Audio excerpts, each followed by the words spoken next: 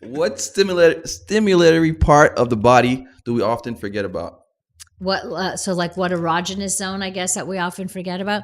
You know, we all have different erogenous zones. Some people love to have their earlobes rubbed. Some people love a tickle kind of touch. Some people don't like that. We're all different, so it's really important that we explore that with our partner to see what works for us. Look, sometimes nipple stimulation doesn't work for every woman. Some women love it, some women don't. That's true. Right? Or it's different part of the breast.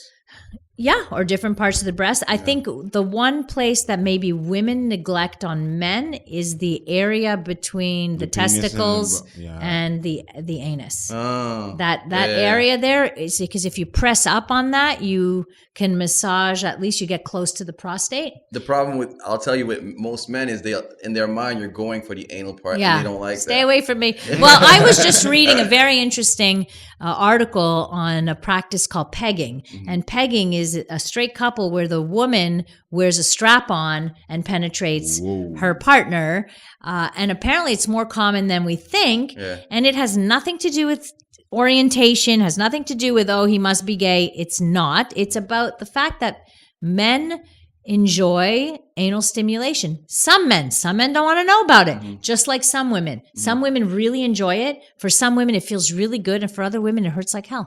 Or someone don't want to know about it too. That's Just right. like men. So you need to talk. I know Like for this is apparently some men, it's about letting go of that power that they have. yes, exactly. That's exactly what it is. It's letting go. Like those men who enjoy being the passive recipient, and that kind of, I guess, is Now, one speaking explanation. of nipple stimulation leads perfectly into our next question. How important is foreplay for a woman to have an orgasm? For women, it's vital.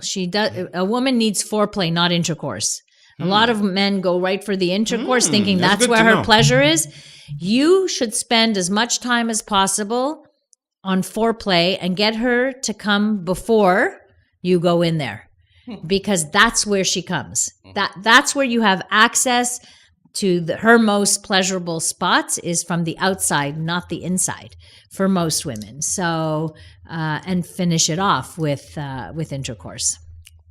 A lot of guys think that women want guys to last for hours, to pump away and pump away and pump away. think like between women 50 do not want that. They don't. Okay? Women do not want that. Your average guy will ejaculate between 2 and 5 minutes of thrusting. Your average guy. 2 to 5? Yes, but don't forget, you've spent 15 minutes on Yeah. foreplay. You're highly excited already, right? You're highly aroused. And that's all she really needs.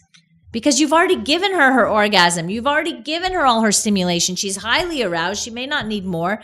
And that is the reality. One thing I can say I mean, not that I'm an expert, but some might call me.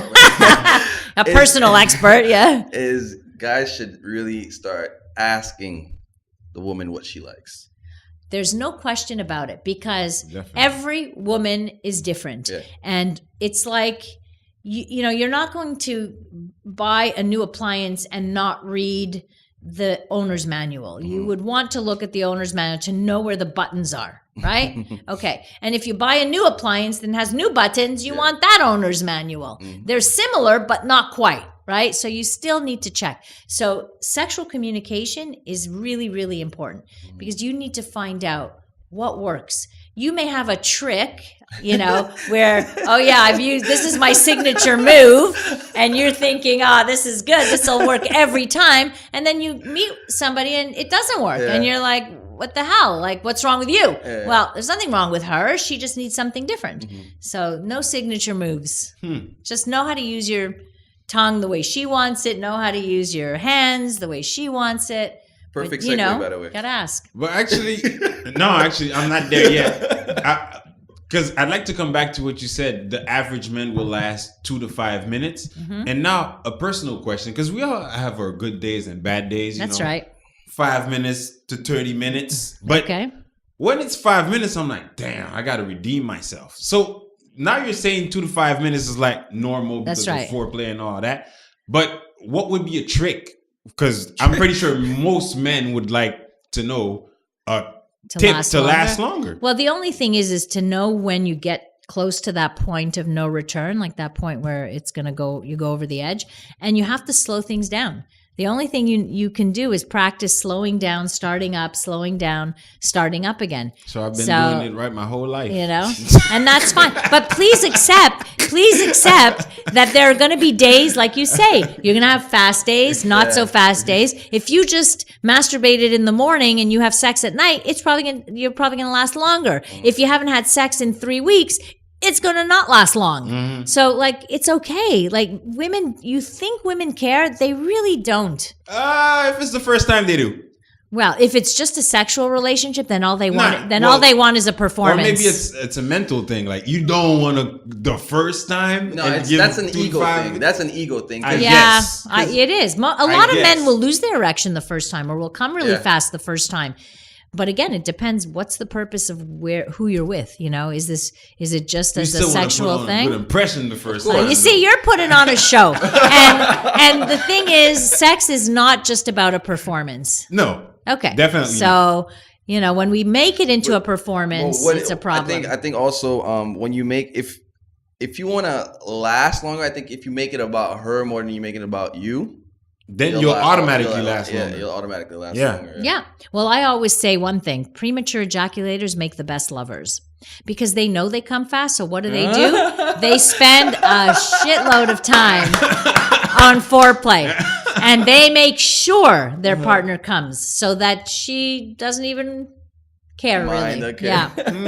Yeah. Now, the ton question. Well, in the person's term, is ass licking the new oral sex?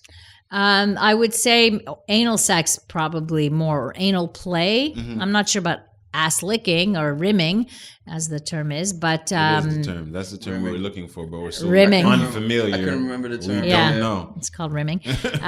Listen, anal play is fine if that's your thing and you like it.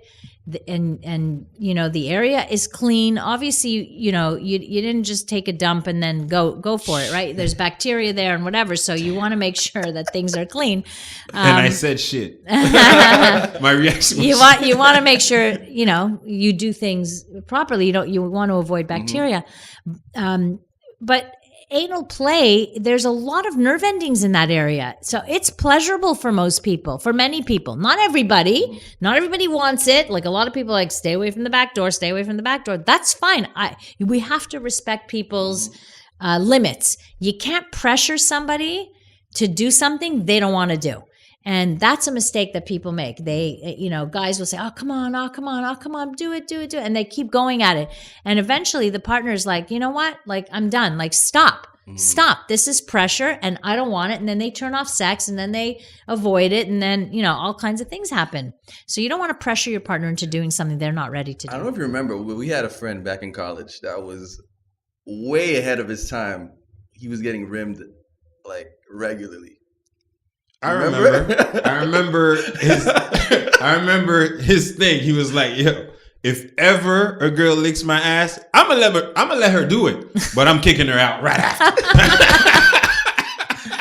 This was like 15 years ago. Yeah, well, nobody was getting quote unquote. Well, nobody was talking about it. Nobody was talking about it. Just we have terms like rimming and teabagging and things like that. That are okay. But there's, there's all kinds of. How would you say you can safely have anal sex with your partner? That's a really good question, and it's a good lead-in from that one because you have to have safe.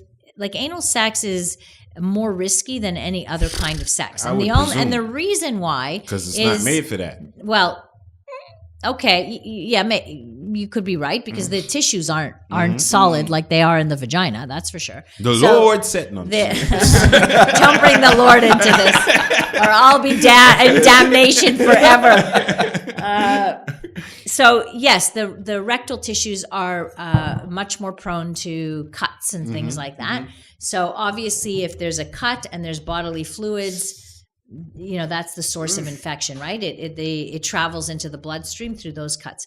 So you have to be really careful. So if you're going to practice Anal sex, you have to make sure there's a lot of lube, that you go really, really slowly, really slowly. You pay attention to what your partner is saying. If she's, if she says, or he says, anyway. ouch, or it's killing me, whatever, stop. Never push yourself in. Never, never, never. Make sure you use lube and use condoms. Like, condoms are really, really important. And never go from anal sex to vaginal sex. It's the worst thing you can do, because you're transferring bacteria into the vagina, which could have some serious consequences. When you think about it, I never thought about it, but even in porn, they never do. But it's porn. They never start from anal and then go vaginal. They usually start with vaginal to anal. Yeah. Well, they're protecting themselves too. Eh? They don't want to get sick either. They're professionals, exactly. And if they cut a lot of scenes. Yeah, that's I was just going to say, if they go from anal to vaginal and that's what you see, you didn't see the in between washing off. You didn't see that part. Yeah. So, but that's where porn is dangerous for teaching, right? Because they did it in that movie. Yeah, but you didn't see the cuts, and you didn't see the edits, and you didn't see, this isn't in real time. Guys don't last for a full hour. That's not real time. Yeah. So anyway, that's part of it. What's the proper ethics for threesomes? I'm not sure that there's like a proper ethics. You have to make sure everybody's consenting. You have to make sure that if you're going to engage in this, that your partnership is solid. Like if you're a couple looking for a third, for example, you want to make sure you have open communication.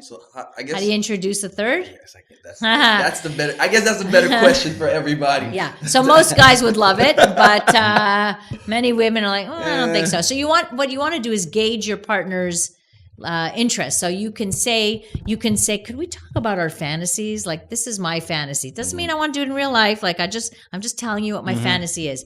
And then if she says to you, that might be cool, maybe we should do that, then you've got it. Okay. So you get to find out what your partner actually thinks. If she says, I would never do that, I'd be so jealous, like, forget it, then you can't do it. Like, it's like, if it's going to cause that kind of jealousy, it will ruin your relationship.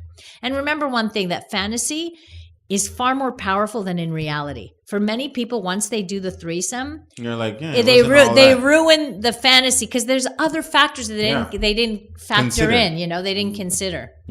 So if they're two guys, one girl, they're like, they didn't realize that or they didn't realize their swords would cross or whatever. They're like,